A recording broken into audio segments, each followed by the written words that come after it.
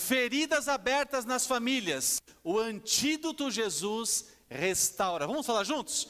Feridas abertas nas famílias, o antídoto Jesus restaura. Esse é o tema deste mês, do mês da família, que nós estamos trabalhando com todo vigor.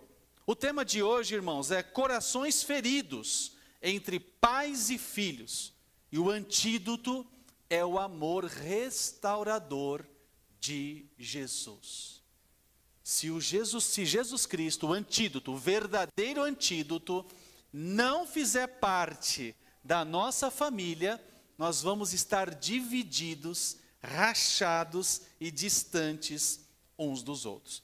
Vá para Lucas 15, de 11 a 24, e ouçam as páginas que vão estar folheando a palavra de Deus. É uma parábola muito conhecida, a parábola do filho pródigo. E quantas vezes você ler a palavra meditando, fazendo um devocional, essa mesma palavra, se pregada por cada um de nós, nós vamos ter aprendizados diferentes, com perspectivas diferentes, com olhares diferentes, mas que vão levar para o mesmo lugar. Por quê? Porque a palavra de Deus usa cada um de nós com as nossas particularidades, mas a essência dele não muda. Olha só o que vai dizer então a palavra de Deus. Jesus continuou. Um homem tinha 2 filhos, parábola de Lucas 15, de 11 a 24. Jesus continuou. Um homem tinha 2 filhos. O mais novo disse a seu pai: Pai, quero a minha parte da herança. E assim ele repartiu sua propriedade entre eles. Não muito tempo depois, o filho mais novo reuniu tudo o que tinha e foi para uma região distante. E lá desperdiçou os seus bens vivendo irresponsavelmente. Depois de ter gasto tudo, houve uma grande fome em toda aquela região e ele começou a passar necessidade. Por isso, foi empregar-se com um dos cidadãos daquela região que o mandou para o seu campo a fim de cuidar de porcos. Ele desejava encher o estômago com as vagens e alfarrobeira que os porcos comiam, mas ninguém lhe dava nada. Caindo em si, ele disse: quantos empregados de meu pai têm comida de sobra, e eu aqui morrendo de fome? Eu me porei a caminho e voltarei para meu pai, e lhe direi: Pai, pequei contra o céu e contra ti. Não sou mais digno de ser chamado teu filho. Trata-me como um dos teus empregados. E a seguir levantou-se e foi para seu pai. Estando ainda longe, seu pai o viu, cheio de compaixão, correu para o seu filho e o abraçou e o beijou. O filho lhe disse: Pai, pequei contra o céu e contra ti. Não sou mais digno de ser chamado teu filho. Mas o pai disse aos seus servos: depressa, tragam a melhor roupa e vistam nele. Coloquem um anel em seu dedo e calçado em seus pés. E tragam um novilho gordo e matem-no. Vamos fazer uma festa e alegrar-nos. Pois este meu filho estava morto e voltou à vida. Estava perdido e foi achado. E começaram a festejar o seu regresso. Amém? Meus irmãos, o versículo-chave é que diz lá: levantou-se e foi para o seu pai, estando ainda longe, o seu pai viu, movido de íntima compaixão, correu, o abraçou e o beijou. Tratar as feridas emocionais entre pais e filhos, causados por orgulho, abandono emocional, rigidez, rejeição ou até mesmo ausência, e mostrar o perdão e o amor de Jesus, o que ele é capaz de fazer, somente Jesus pode reconstruir pontes quebradas dentro de casa. Dentro de casa nós vamos ter a maior barreira de orgulho jamais levantada em nenhum outro lugar. E as famílias, infelizmente, são capazes de levantarem esses muros.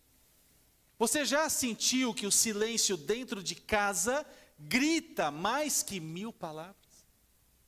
Já olhou para o seu pai, para a sua mãe ou para o seu filho e pensou: a gente vive junto, mas estamos tão distantes? Quantas palavras ficaram engasgadas? Quantos abraços não foram dados? Desculpas nunca ditas? Lares inteiros adoecidos porque um dia o orgulho falou mais alto que o amor. Hoje, o Senhor quer abrir essa ferida porque ela está podre por dentro. Há uma casca que, se aberta, vai gerar um cheiro insuportável, podre, porque o Senhor precisa entrar, Ele precisa curar, mas Ele não quer te expor. Jesus é o único que pode fazer uma ressonância completa em nós, sem nos invadir. Ele nos conhece por completo, por inteiro. Jesus é o antídoto para relacionamentos quebrados entre pais e filhos. É Ele que começa essa restauração e quer fazer isso, não somente para que você veja em mim, mas dentro de você, dentro de mim, dentro de nós. Essa parábola do filho pródigo é uma das mais profundas, uma das mais pregadas e emocionantes contadas por Jesus. Por quê? Faz parte de um trio de parábolas. Você vê que começa o texto dizendo: e Jesus continuou. Por quê? Porque antes disso, ele foi dizendo outras parábolas, outras instruções para o seu povo. E isso realmente faz toda a diferença para a nossa vida. Faz parte de um trio de parábolas que tem um único propósito: revelar o amor restaurador de Deus diante de perdas. Perdas materiais, perdas de vínculos, são normais, são naturais de acontecer na nossa vida. Mas o que nós não podemos é fazer com que essas perdas adentrem dentro do nosso lar. Jesus está cercado por dois públicos completamente diferentes. De um lado, pecadores e publicanos, pessoas que eram mal vistas pela sociedade, que se aproximavam dele com fome espiritual. Nós não podemos julgar, irmãos. Nós não podemos criticar. Nós não podemos olhar dessa forma. Nós precisamos mudar o olhar para sermos igreja relevante para a glória de Deus. Nós temos que nos transformar, nos permitir a transformação que Deus quer aplicar em nossa vida. Senão nós vamos passar uma vida inteira até vindo cumprir um protocolo na igreja, mas nós não teremos um encontro único e intransferível com Deus. Você precisa ter esse encontro. Eu preciso ter esse encontro, eu preciso ajudar a minha família a ter esse encontro, porque é na sua individualidade, juntando todos nós aqui, que seremos membros de fato relevantes. E quando nós todos estivermos conectados como órgãos, como membros de um corpo, nós vamos ver a glória de Deus de tal maneira que será impossível, irmãos, pararmos o que vai acontecer. Então, de um lado, pecadores e publicanos sedentos e famintos para a espiritualidade. Do outro, fariseus e mestres da lei que murmuravam porque Jesus recebia-os e comia com eles. Então, pessoas que são classificadas como dejetos na sociedade, na verdade, são alvos de amor de Deus. Nós não podemos classificar pessoas. Jesus conta 3 parábolas em seguida. Aqui no capítulo 15, dos versículos de 3 a 7, ele vai falar da ovelha perdida. Ele vai falar dos versículos de 8 a 10, da moeda perdida. E também vai falar do capítulo 15, do 11 ao 32, sobre o filho perdido. Há um problema aqui, porque muitas pessoas confundem a busca por uma ovelha, mas não conseguem classificar o contexto do que está acontecendo.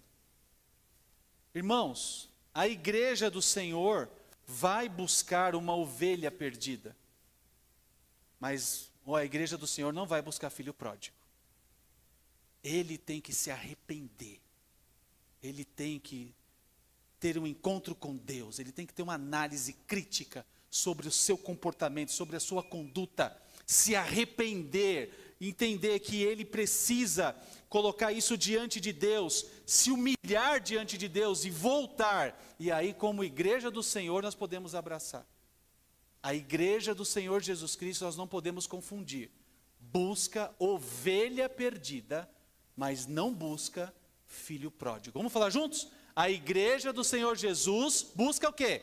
Ovelha perdida, mas não busca filho pródigo. Nós precisamos compreender isso para olharmos o contexto de tudo que acontece ao nosso redor, para que não saiamos por aí descumprindo o que Deus nos ensina. Porque se eu buscar um filho pródigo, ele vai mudar? Uma ovelha que se perdeu, está totalmente desnorteada, nós encontramos, o pastor encontra, ela vem, ela escuta a voz, ela ouve a voz do pastor, ela vai fazer o quê? Vai vir até ele, e ele vai pegar no colo, vai carregar, vai cuidar, vai fazer tudo o que precisa ser feito. Mas e se eu buscar um filho pródigo, rebelde, que não mudou, que não se transformou, que na verdade causou grandes estresses desnecessários, evitáveis para a igreja, gerou feridas, rompeu, gerou um estrago emocional enorme dentro da comunidade, desagradou a Deus, aí a igreja vai e fica, volta pelo amor de Deus, você é importante para nós. Ele vai mudar? Não vai. Ele não vai mudar. Ele vai se inflamar, ele vai continuar da mesma maneira. Essas histórias têm o mesmo fio condutor, algo de muito valor se perde, e quando é encontrado, a festa, o objetivo de Jesus era mostrar que o céu se alegra mais com um pecador que se arrepende, do que muitos que se acham que não precisam de arrependimento. Ainda existe, porque o orgulho cega, e nós precisamos estar atentos a isso. O que essa parábola nos mostra? O filho pródigo representa aquele que decidiu simplesmente se afastar por arrogância, acreditando que poderia viver melhor longe da autoridade do pai. Ele pediu a herança em vida. Gente, pedir herança em vida, isso é algo ofensivo. Significa na prática que prefere o dinheiro, os bens, do que a própria presença do pai, a própria presença da mãe. O pai aqui nesse contexto é a imagem de Deus, amoroso, paciente, compassivo. Mesmo ferido, ele não se fecha, mas ele espera. E quando vê o filho de longe, já praticando o seu ato de arrependimento, ele corre ao encontro dele com um gesto totalmente impensável para um patriarca judeu naquela época. Ele não acusa, mas abraça e restaura a dignidade do filho. A festa que é aplicada, ela simboliza essa alegria no céu. Por quê? A reconciliação verdadeira, a cura de feridas e a restauração da comunhão familiar faz com que o pai vista o filho, dê-lhe anel, sandálias, devolvendo identidade, autoridade e liberdade. A reflexão que o filho teve ao sair da casa do pai, pedindo a sua herança, foi de que os seus próprios conservos tinham mais dignidade do que ele mesmo naquele momento. Por quê? Porque ele se rebelou. A rebelação fez com que ele tivesse que se sujeitar a essa situação. Jesus não está falando apenas de um filho rebelde, mas de relacionamentos rompidos por orgulho, por mágoas e afastamento. Essa parábola, na verdade, é uma fotografia de lares que há dor, mas que também há uma porta aberta para a reconciliação. E para haver reconciliação, nós precisamos nos humilhar diante de Deus. Nós precisamos olhar para as pessoas como Deus poderia estar olhando para nós, como Ele olha para nós, como Ele deseja que a gente viva para a glória dEle. Nós não podemos simplesmente nos fechar. É um retrato daquilo que Deus deseja fazer nas famílias, restaurar o que se perdeu, curar o que foi ferido, começar o que parecia acabado. Tudo que você está vivendo na sua vida hoje pode e vai ser melhorado se você se colocar diante de Deus. Se você meditar na palavra de Deus, se você buscar a compreensão do texto bíblico, se você se humilhar diante do Senhor, Deus, o que o Senhor quer me ensinar com essa palavra? O que eu posso aplicar na minha vida? Não leia o texto para os outros, leia o texto para você, para que depois de você consiga levar para outros. Muitas vezes a gente quer evangelizar, mas nós não estamos vivendo um tempo realmente com Deus, dedicando tempo para Deus, buscando Deus, meditando a palavra de Deus. A sua Bíblia muitas vezes está lá encostada num canto, pegando poeira. Às vezes é uma Bíblia que está com manchas de marcas do tempo nas bordas, mas quando abre as páginas estão intocáveis, estão lindas, como se tivesse na loja para você adquirir novamente. E isso não demonstra espiritualidade, isso é religiosidade. Nós não podemos viver dessa maneira. Se você tem um pai que se afastou, ou um filho que se rebelou, ou se você carrega uma ferida antiga no seu coração, essa parábola é para você, essa parábola é para mim, essa palavra é para todos nós. Olha a realidade das famílias nos dias de hoje. Segundo a Sociedade Brasileira de Pediatria, 1 em cada 3 adolescentes relatam não terem vínculos com os pais. Uma criança que não tem vínculo com pai e mãe, que vai para a rua, eles são alvos de quem, irmãos? De pedófilos. Eles são alvos fáceis, que se contentam com pouco. Não recebe de casa o afeto, não recebe de casa a orientação, não tem vínculo, logo, qualquer pessoa que abrir os braços, a carência, a criança vai. Faz um teste. Os nossos filhos, principalmente os pequenos, eles são atraídos facilmente por qualquer pessoa. Isso é um perigo. Porque numa distração, nós podemos perder as nossas maiores riquezas, depois de Deus e a nossa família, lógico, que são os nossos filhos. Olha outro dado assustador. Uma pesquisa da Unesco, em 2022, mostra que o tempo médio de conversa entre pais e filhos, por dia, é menos de 8 minutos. Um dia tem 24 horas, e os filhos ouvem a voz da mãe, ou do pai, ou da família, menos de 8 minutos. Gente, é assustador. É assustador. Terceiro ponto. O IBGE aponta que mais de 30% dos lares são compostos por famílias monoparentais, muitas vezes marcadas por ausência ou distanciamento afetivo. Até estão lá. A maioria das vezes estão lá. Fazem parte, é um casal mesmo, família e tal. Só que o tempo de ausência do lar é tão grande que sai quando a família está dormindo e volta quando a família está dormindo e não tem contato. Acontece. Uma coisa é ser pontual, outra coisa é uma vida dessa forma. E fragiliza a família.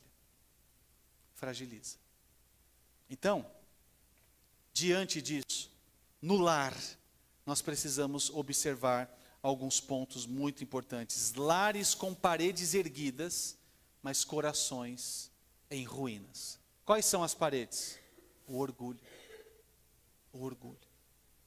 O orgulho, ele é uma marca muito pesada de carregar.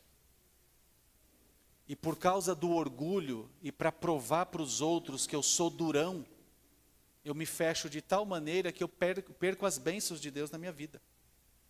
Porque por orgulho, eu não vou perdoar. Eu vou segurar, que é para você sofrer na minha mão. Doce ilusão. Amarga ilusão. Amarga ilusão. Porque quando você retém o perdão por orgulho, quando você se fecha, você está se auto-sabotando. É você tomando um copo de veneno, desejando que o outro morra. E o pior, se dentro do reino de Deus, pessoas que dizem conhecer a Deus, que buscam a Deus, pior, porque já não está mais enxergando que se você não perdoar, você também não será perdoado. Irmãos, como que um crente, um cristão em sã consciência, esquece de algo primário, realmente uma das coisas mais importantes? Por que que Jesus veio à terra, desceu nessa terra, viveu nessa terra, habitou nessa terra, fez o que fez, ensinou o que ensinou, fez tudo o que podia fazer, se humilhou, foi crucificado por algo que ele não fez? Por que que Jesus veio à terra? Para perdoar. Nos perdoar. Nós estávamos destituídos da glória, afastados da glória de Deus, e somente por esse ato que nós fomos reconciliados, ou não, com Deus. Porque um dia você pode até ter entendido, mas se você não pratica, foi uma emoção que precisa ser superada. Qual que é a raiz da ferida? A raiz da ferida é o orgulho. O que é o orgulho nas famílias, nas relações familiares? É uma barreira invisível, poderosa, que impede que o amor flua e trava pedidos de perdão, bloqueia conversas honestas e gera distância emocional. E a voz interior que vai sempre cutucar você, te acusando e gerando culpa é: se eu pedir desculpa, eu vou estar me humilhando. Quem errou foi ele, quem errou foi ela, não fui eu. Já fiz muito, agora é a vez dele. Gente, é só lembrar, passagens bíblicas, olha lá. Se eu pedir desculpa, eu vou ser humilhado. Mas, você vai se humilhar para quem? Não é para Deus? 2, quem errou foi ele, não eu. Mas você também já não errou? Ah, eu já fiz muito, agora é a vez dele. O que Jesus falou para Pedro? Pedro falou: Deus, tenho que perdoar quantas vezes? Até 7? E o que Jesus falou para ele? 70 vezes 7. E aí, qual que é a nossa tendência natural? Pegar a calculadora. Gente, isso é humano, isso é humano. Não, olha, o ser humano, ele é criativo demais. Ah, peraí, mas é 70 vezes 7, deixa eu fazer a conta. Gente, não é isso. Pedro, quando confrontado, e na verdade, quando ele tentou, olha que ousadia. Pedro tentando surpreender Jesus, perguntou: tenho que perdoar até 7. Por quê? Porque o que era liberado pela lei, naquele contexto, era até 3 vezes. E ele quis surpreender, colocando 7, para receber um 10 do Senhor. Pedro, olha, é isso. Não, foi falar com o mestre. Mas falou assim: ó, não te digo nem 7, mas 70 vezes 7. E ficou por aquilo ali, ele ficou impactado. Só que se fosse hoje, nós íamos pegar a calculadora. Peraí, deixa eu ver aqui, deixa eu fazer a conta. Gente, nós temos que liberar o perdão. Eu já vivi situações e não sou melhor que ninguém. É a maturidade que vai nascendo, que vai fluindo e que a gente vai se permitindo. Mas teve situações em que houve dissabores, e é comum haver, que a gente só tem que tomar cuidado para não escandalizar. Porque a primeira coisa que alguém vai jogar na sua cara, mesmo discutindo com você, mas você não é cristão, você não é crente? Nós vamos sempre ouvir isso, irmãos. Isso é bom por um lado e é bom pelo outro também, né? Por quê? O que a gente tem que fazer é perdoar. Então, o que aconteceu uma vez? A pessoa falou assim: ah, você me perdoa sobre tal coisa porque eu reconheço que eu errei. Eu falei: você já estava perdoado desde aquele dia. Você já saiu perdoado. Porque eu não ia deixar de dormir porque a gente discutiu, não é verdade? Somente quando é em casa, irmãos. Com parente, com pai, com mãe, com irmão, que é vínculos que nós carregamos para toda a vida, né? Que nem diz o livro do Tiago Brunet, de especialista em pessoas. Ele fala que há pessoas que são contornáveis e pessoas que são incontornáveis. Os contornáveis é que nós não temos vínculo. Você pode contornar: tudo bem, não falei com essa pessoa hoje, amanhã eu falo, e quando der, e está tudo bem. Mas tem os incontornáveis, irmãos. Nós vamos ser família, parentes, até o dia que o Senhor recolher. E não tem como evitar, é incontornável. É incontornável, não tem como evitar. Nós temos que conviver com eles. Então, não é mais fácil você falar assim: olha, desde aquele dia que você saiu, você já estava perdoado. Mas não pode ser para humilhar a pessoa, mas que de fato você tenha praticado. No lar, o orgulho é cimento de mágoas não resolvidas, que constrói muros onde deveriam haver pontes. Como o orgulho se manifesta entre pais e filhos? Pais que nunca dizem, me perdoe. Acreditam que pedir desculpa enfraquece a autoridade. Não! Se você é humilde, se você pede, filho, me perdoa, o pai errou com isso daqui. Ô filho, qual foi a vez que o pai falou algo para você que te machucou? Você tem alguma mágoa com isso? Você tem algum ressentimento?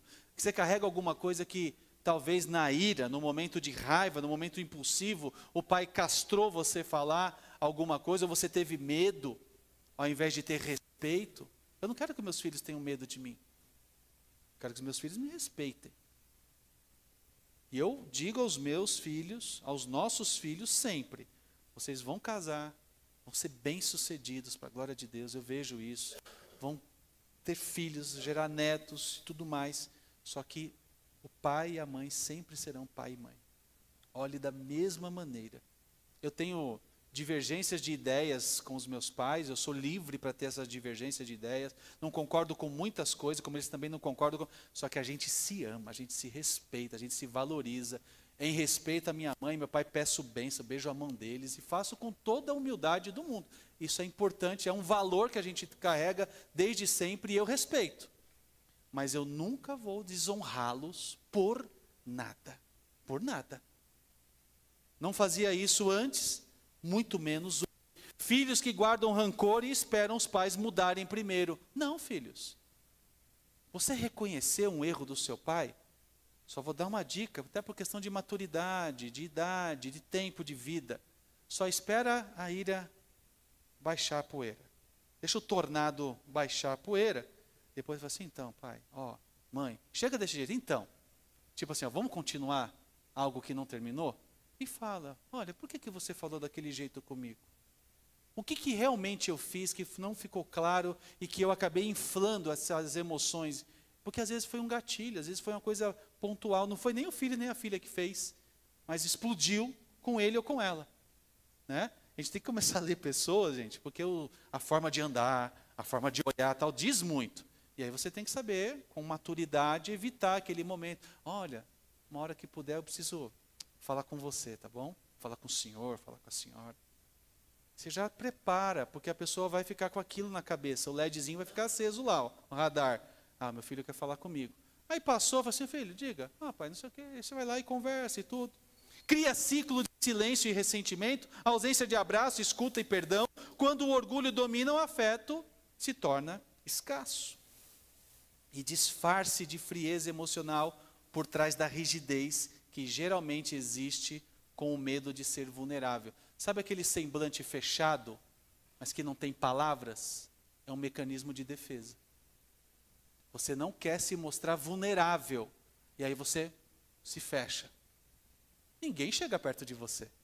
Ninguém vai chegar perto de você. Mas se você se permitir, mesmo com as suas fragilidades, com a sua autoridade natural que Deus te deu, você é pai, você é mãe, você é autoridade para os seus filhos. Se eles não enxergam, você pode resgatar isso. Pode ser que um dia você perdeu essa autoridade para o seu filho, no dia que você o frustrou, no dia que você decepcionou, no dia que você fez algo errado, no dia que você pecou.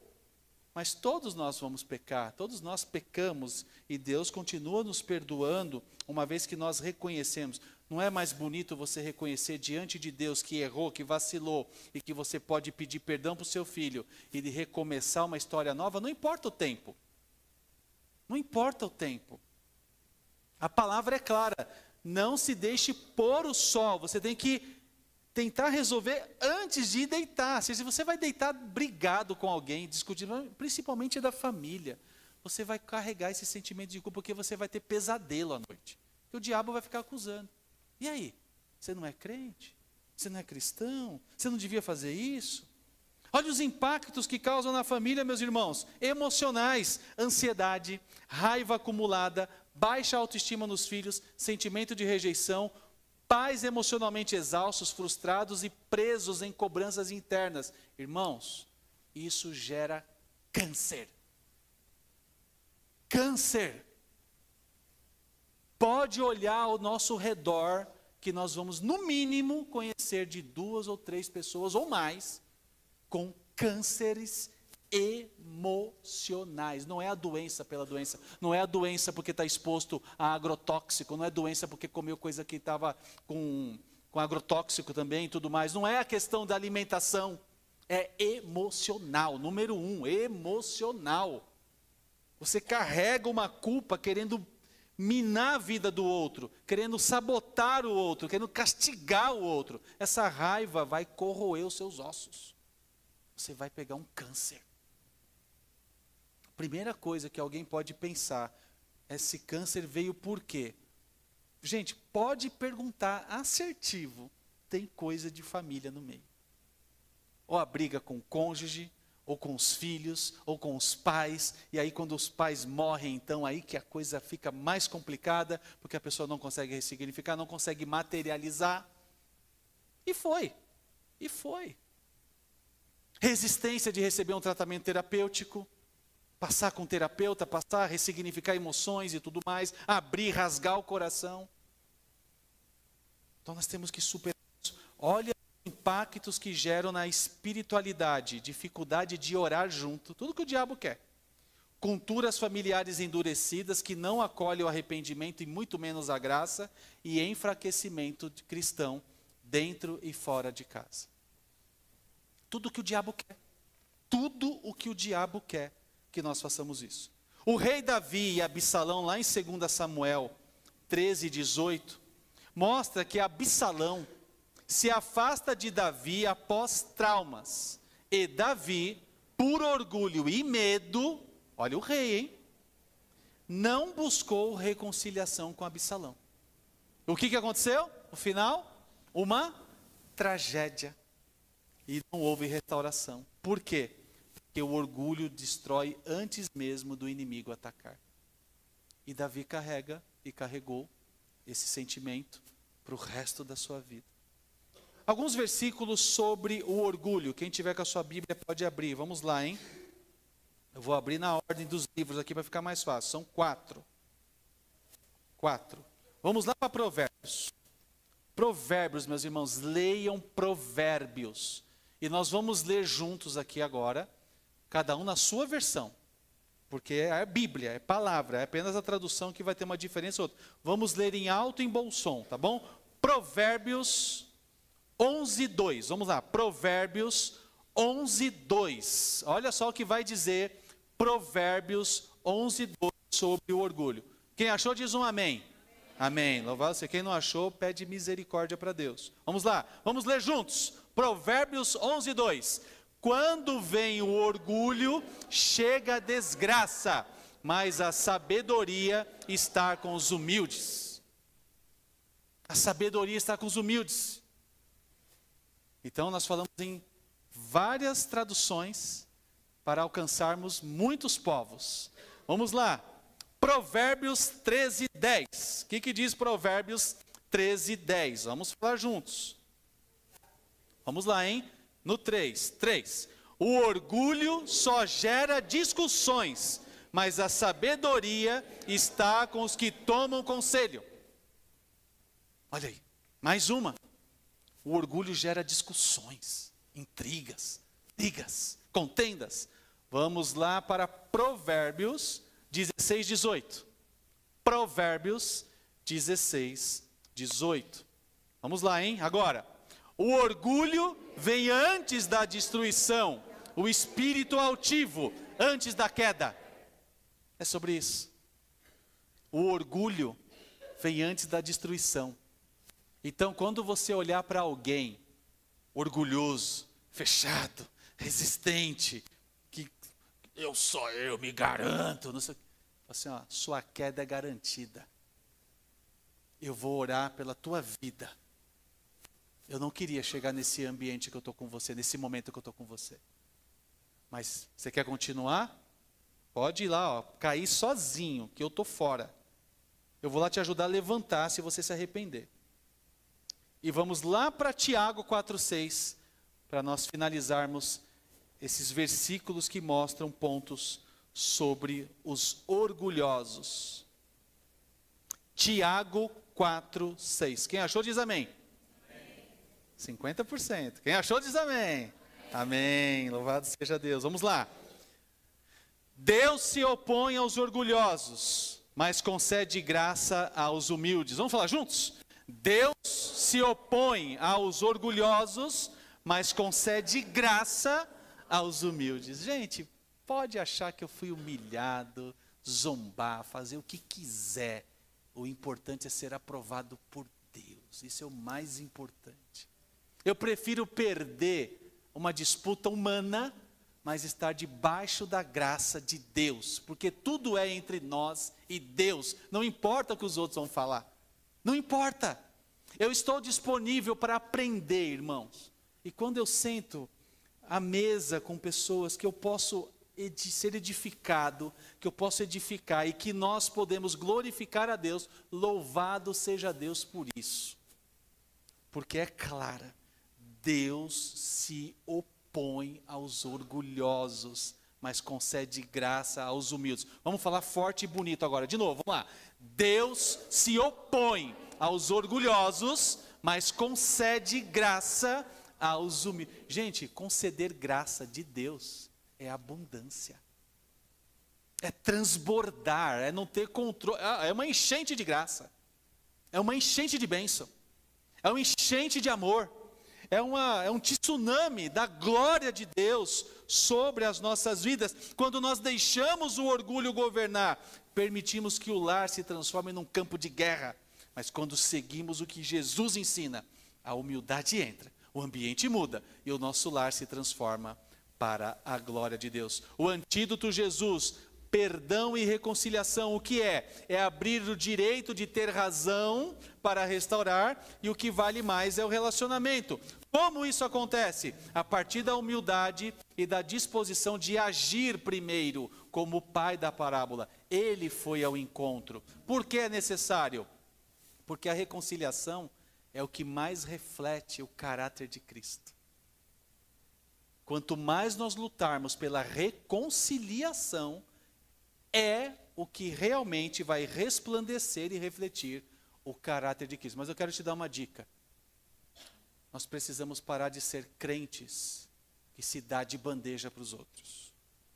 Não é porque você é crente que você tem falta de dignidade de viver a sua vida. Você tem que viver a sua vida para a glória de Deus. Você não tem que se humilhar diante das pessoas para as pessoas pisarem em você porque elas querem. Tem pessoas que você poderia até procurar para se reconciliar, mas ela está esperando você ir até ela, para quê? Para ela te pisar, para ela te humilhar, para ela fazer escândalo, para ela poder fazer coisas que são atrocidades. Não se submetam a isso.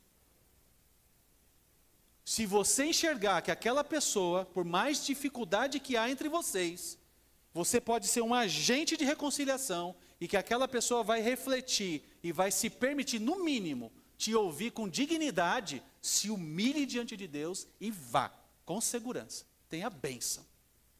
Mas não vá se humilhar por quem não mudou, por quem não se arrependeu, por quem não quer mudança.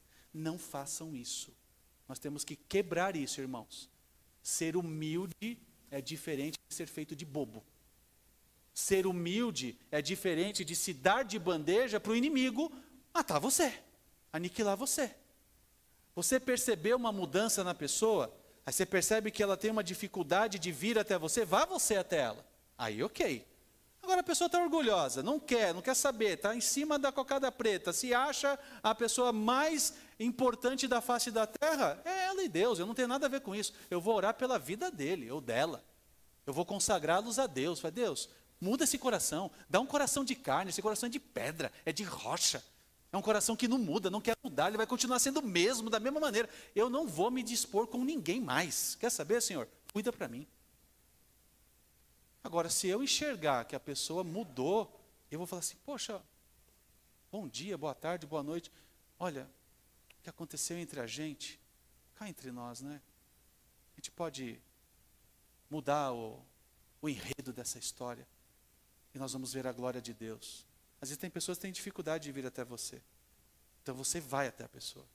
Ou você tem dificuldade de ir até alguém, mas alguém vai vir até você. Então que nós estejamos prontos, irmãos, para abraçarmos e ser abraçados, mas não darmos de bandeja para ninguém. Rompa ciclo. Seja o primeiro a pedir perdão quando você enxergar que há solução. Pratique o abraço antes da razão e crie momentos intencionais antes de reconexão familiar. E já partindo para o final. 3 grandes lições que nós vamos aprender com essa parábola. Primeiro, em todo momento, inicie uma conversa sincera, mesmo que seja difícil. Rasgue o seu coração. Rasgue o seu coração. Olha o que diz o versículo 18 de Lucas 15. Eu me porei a caminho e voltarei para o meu pai e vou lhe dizer: Pai, pequei contra o céu e contra ti. Então seja o primeiro a iniciar uma conversa sincera. O que fazer? Dê o primeiro passo para falar com quem você ama, mesmo que haja mágoa. Como fazer? Comece com perguntas abertas. Você pode me ouvir? Eu quero te entender. Porque você não ouviu e porque você não quis entender, é que essa mágoa não vai. E por que fazer? Porque o silêncio, irmãos, por mais que ele seja poderoso, neste caso, ele prolonga a dor. O silêncio de mágoa, de ressentimento, de falta de perdão dentro de casa, ele prolonga a dor. E é a conversa, por meio da oração, que se inicia a cura. José e seus irmãos, mesmo injustiçados, escolheu perdoar e se revelar em lágrimas. Eu sou José, o irmão que vocês venderam, mas não fiquem tristes, foi Deus quem me enviou. Ele transformou uma dor em bênção. Ele curou a família com palavras de amor e reconciliação. 2, peça perdão com sinceridade, mesmo sem garantias. Versículo 21, o filho lhe disse: Pai, pequei contra o céu e contra ti. Eu não sou mais nem digno de ser chamado seu filho. Olha só. O que fazer? Admita sua parte sem esperar que o outro reaja igual. Como fazer? Use palavras que curam. Eu errei, me perdoe. Por que fazer? Porque o orgulho fere, mas a humildade cura. Vamos falar juntos? O orgulho fere e a humildade cura. O filho pródigo, mesmo envergonhado, voltou dizendo: pequei contra o céu e contra ti. Mas foi abraçado antes de terminar a fala. Pai, pequei contra o céu e contra ti. Que coisa linda. Gente, quase, hein? Quase, o Fábio, eu tinha reparado, mas eu não ia falar nada, né? Tá transmitindo, né? Mas o Fábio estava fazendo vídeo assim, ó. Aí me assustou, Fábio. Você me assustou, Fábio. O perdão é mais forte do que qualquer vergonha. Mas de novo eu reforço, se humilhe diante de Deus, viva para a glória de Deus. Mas se você não vê mudança nas pessoas, dê um tempo para que elas também processem isso. Mas seja sempre o primeiro a fazer a diferença. E último, crie um tempo semanal de reconexão em casa. Pode me convidar, que agora que eu vou ler aqui, pode me convidar, irmãos. Olha só, Lucas 15, 23, 24. Tragam o novilho gordo, matem-no, vamos fazer uma festa, vamos comemorar, porque esse meu filho estava morto, voltou à vida, estava perdido e foi achado. Podem me chamar. Eu vou estar lá junto com vocês, orando e falando: Deus, obrigado pela aliança da família, obrigado por esse momento de comunhão. Tragam não só um, mas tragam 2, 3 novilhos gordos. Chama a igreja inteira para celebrar a festa para a glória de Deus. E, meus irmãos, nós podemos passar por muitas situações na vida real, mas nós podemos ter centenas e milhares de momentos ideais com Jesus. É esse ambiente aqui, meus irmãos, o melhor ambiente para se fazer parte. O meu sonho, o meu desejo, o que queima o meu coração nesta noite, nesta hora, todos os dias da minha vida, eu fico em lágrimas, eu sangro quando eu vejo cadeiras vazias, adquiridas com tanto amor, com tanto carinho para o reino de Deus, e as pessoas se abdicando de estar junto no reino de Deus. Nós não podemos abrir mão, irmãos, de estarmos aqui. Você tem a sua família gerada por Deus, pai, mãe, irmãos. Amém, amém. Tá vendo? Tá vendo? Estou falando, tô assim com ele. Obrigado, Deus. Validando. Gente, é fé. Eu conversando aqui, ele falou: vou mostrar um sinal. Mandou. Por quê? Porque a gente precisa celebrar mais. Estar na casa de Deus não pode ser um programa da semana, mas o desejo da semana. Nós temos que vir aqui de quarta, nós temos que estar aqui de domingo de manhã, nós temos que estar aqui de domingo à noite. Logo, logo vai estar de segunda a sexta, com ministérios dos mais variados, abertos, de segunda a sábado e domingo e tudo mais. Gente, tem que funcionar, esse lugar tem que estar servindo a comunidade tem que estar vindo para cá. Por quê? Porque nós precisamos separar um tempo semanal de oração, de conversa, de refeições intencionais. Nós precisamos... Pode ser até mesmo num café, um café do perdão, uma noite sem celular, um momento de oração juntos. Nós precisamos fazer isso, nós precisamos ter intimidades que não se constroem na pressa. A cura acontece na constância. Não é um programa marcado qualquer. Nós temos que ter mais tempo de qualidade.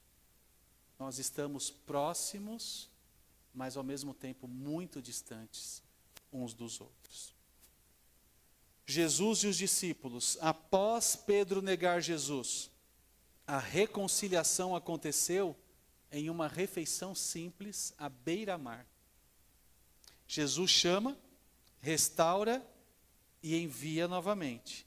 Conexão espiritual e emocional começa em momentos comuns, vividos com intencionalidade. Curva sua fronte, feche seus olhos.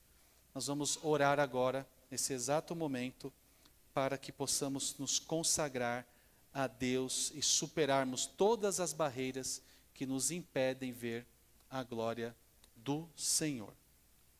Famílias separadas não são perfeitas. Famílias saradas não são perfeitas. São aquelas onde Jesus é o centro e o perdão é o caminho. Senhor, quebra hoje o orgulho dentro dos lares. Restaura a ponte entre pais e filhos. Se eu estou com algum pai aqui, ou se estou com alguma mãe aqui, se eu estou com algum filho aqui, que nós possamos iniciar essa jornada, e onde houver o silêncio, que haja escuta, e onde houver ofensa, que haja perdão, e onde houver ausência, que haja presença com amor, que haja cura, restauração e reconstrução para a tua glória, em nome de Jesus. Amém.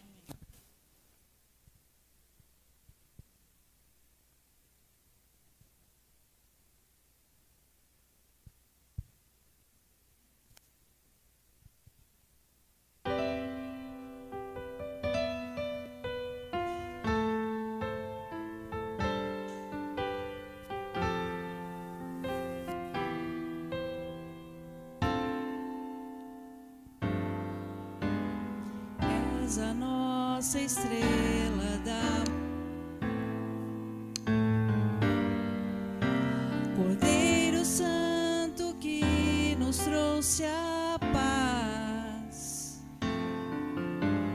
Em tuas mãos está todo vencer.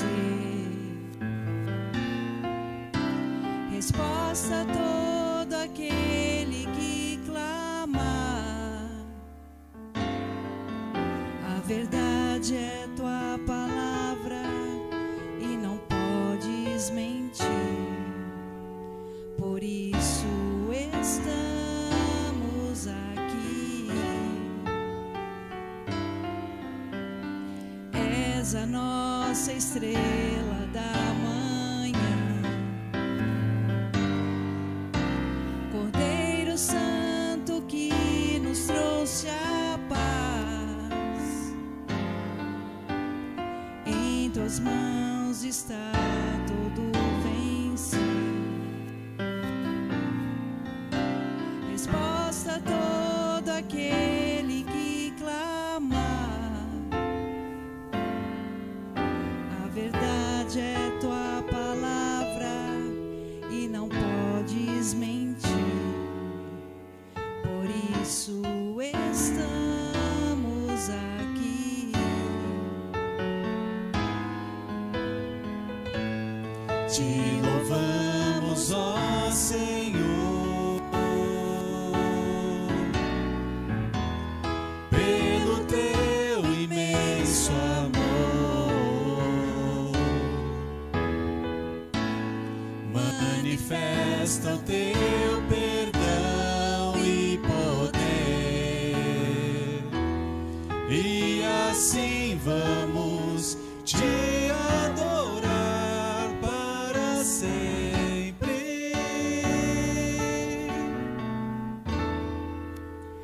sempre, ó meu Deus.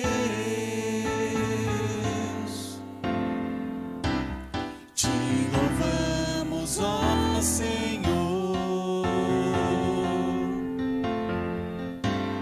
pelo teu imenso amor. Manifesta o teu perdão e poder, e assim vamos te adorar para sempre. Para sempre, ó meu Deus.